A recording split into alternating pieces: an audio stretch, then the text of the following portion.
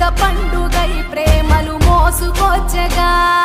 రైతు పండుగై పంటలు ఇల్లు చేర్చగా మంచుతో కప్పిన చెట్లు అందాల ముగ్గుల మెట్లు కన్న తల్లి పిలిచినట్లు రా